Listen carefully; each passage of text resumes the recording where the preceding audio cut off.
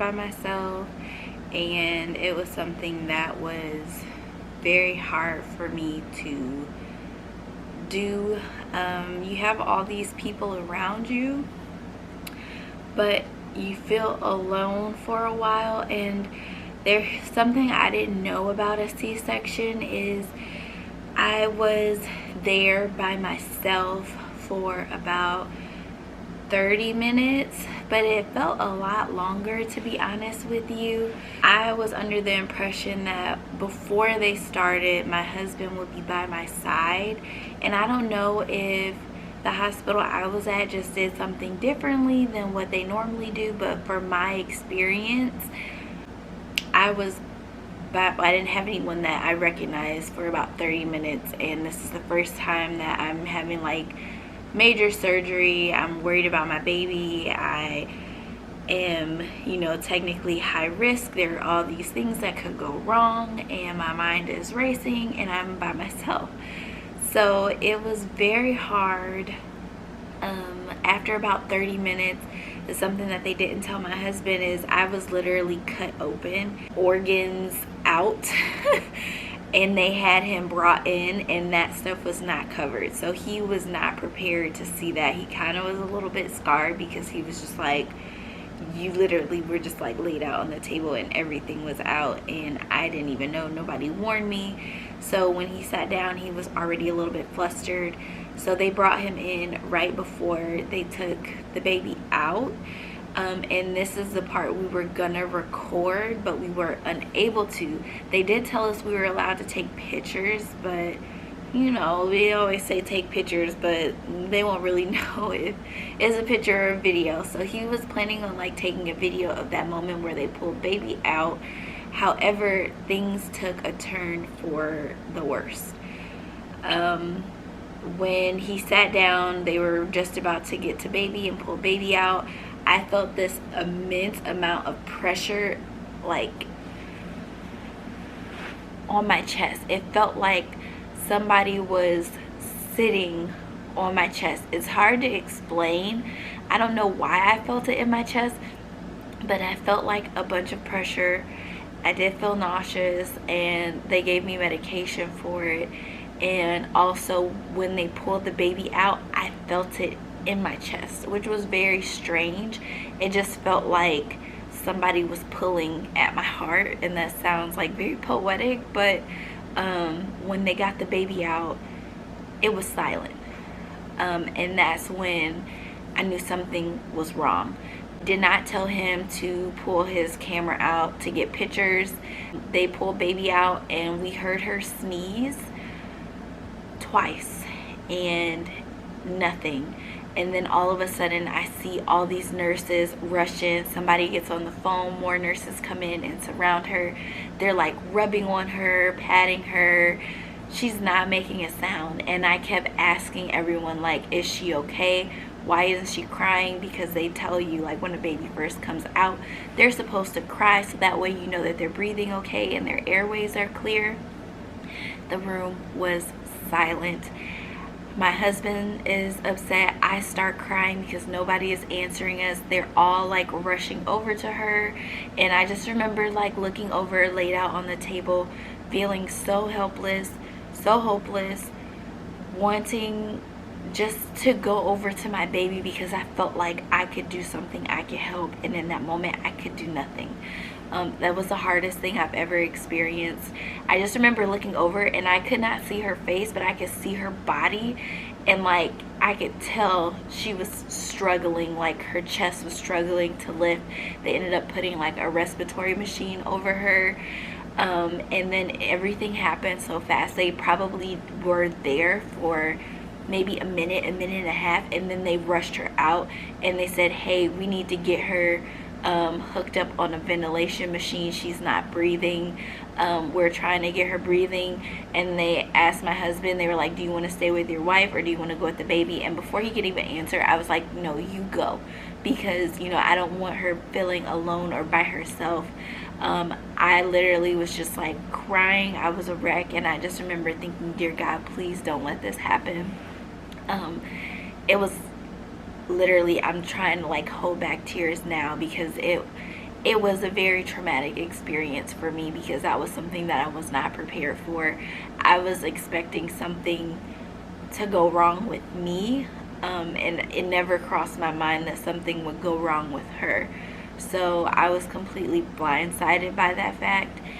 I just remember laying there and I started having like a panic attack, and I felt like I couldn't catch my breath. I was alone again on the table. Nobody told me other than that what was going on.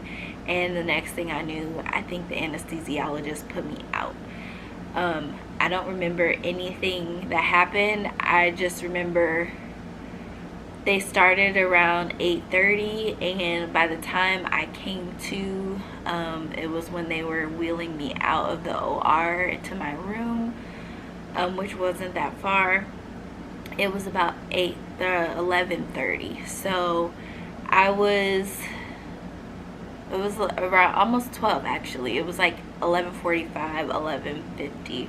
So I was under for a couple more hours, which is something that I wasn't prepared for.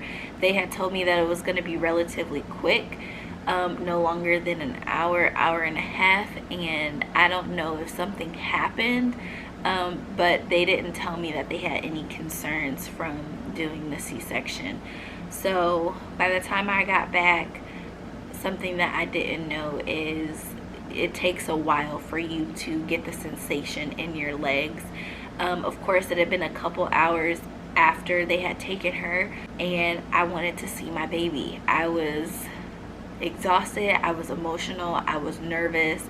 My husband was in the NICU with her at the time because they had to hook her up to a breathing machine, and the nurse came and she was like, look, if she's not breathing on her own within like the next couple of hours, we're gonna have to medevac you guys to either Japan or Hawaii. And that was my worst fear. We were prepared for it, but I didn't want to do that. So I just remember being upset and crying. Also was happening with me with my body temperature.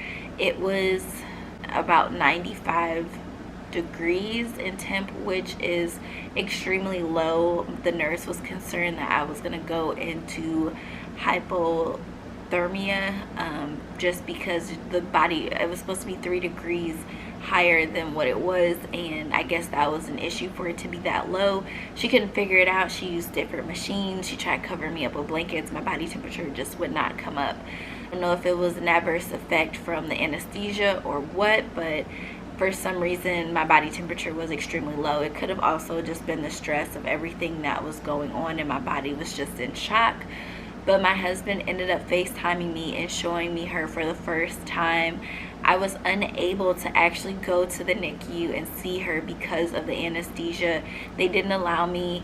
They couldn't bring her to me, obviously, because she was hooked up to machines, and I could not go to her because I was unable to walk. So it just made for a very, again, traumatic situation, because here it is hours after I had my baby. I had not physically seen her or held her, which was extremely hard for me to not be able to see my child. It was very heartbreaking. And my husband, I remember him FaceTiming me because he stayed in the NICU with her until I was able to walk, which is something that I didn't do until about 5 o'clock. So from 11:45 to 5, I did not physically see or hold my baby, and it was literally agony. And even then, the nurse was apprehensive about letting me go because she was fearful that I would pass out because my body temperature was still low, or something would happen, or I would go into shock while holding the baby, and of course that wouldn't be safe. So I literally, like, I don't want to say I was rude, but I told her very nicely, like, I need to see my child. Like, it's been long enough. I can get up and walk, and I will feel better once I hold my baby. And when I got there, I had to be able to stand up and walk to the wheelchair, and then they put me in a wheelchair and let me ride down, which is something I don't understand. I'm like, you guys could have just helped me to the wheelchair. But ended up going down there, and I held her, and I just felt so much better. I felt relief. The time they told me they were able to take her off the breathing machine because she was breathing on her own, thank God. And unfortunately, I was unable to take her back to my room. She had to stay in a NICU for monitoring, and because she was on a feeding tube, it was just a lot. So that's part of the reason why I was unable to do a lot of the recording, because half the time, you know, I was either out of it or I was unable to walk or do anything because I was like having issues with my body temperature. And then we did go down and see her. My husband was there, and then he had to leave because of our daughter. So I wanted our daughter to still have some normalcy, because you know, it was a lot going on. You know, she was very anxious. You know, she had friends and everything that she hung out with, but she had never like had any sleepovers, or, you know, was here when somebody else was here overnight by herself. I don't want to say by herself, but with someone different in the house. So I wanted to make sure that, you know, he was home with her at night. And that way they kept some normalcy, having the bedtime routine, waking up in the morning, and then he would drop her off at a friend's house. So by the time I saw him for maybe about an hour, and then he was gone.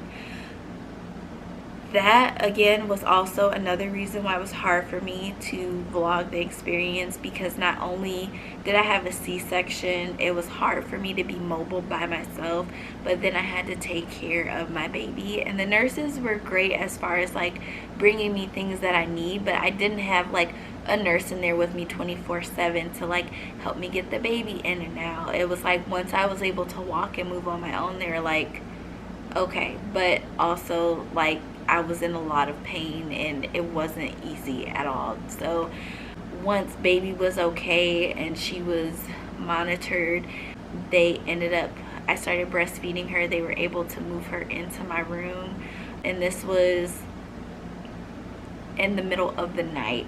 So maybe around 9 p.m. they moved her into my room. I was able to breastfeed her and have her, and they had to keep her there for an extra day. So we actually stayed, normally they keep you in the hospital for 48 hours. We stayed 72 hours just because she had to pass the car seat test. And pretty much what that is the baby has to sit down in a car seat for about 90 minutes, and they monitor the oxygen levels, and if they don't drop below a certain point, then she's good to go. So after that, she passed, we were out, and I was just so grateful and so blessed that at the end of the experience, me and baby girl were okay. She is doing great now, no complications, and I don't have any like adverse effects or anything negative say about placenta previa. I was able to go through that experience and be okay. And I think for anyone watching this video and they also have placenta previa, it's not something that you should be afraid of, but I do think that we as women should educate ourselves and know like what are the risks before we go into something, so that way when the doctors do explain some things and tell us some things, we kind of have a general understanding about what to expect and what's going to happen. So yeah guys, that is my placenta previa C-section delivery story. Thanks for watching, and if you haven't already, don't forget to comment, like, and subscribe. See you again.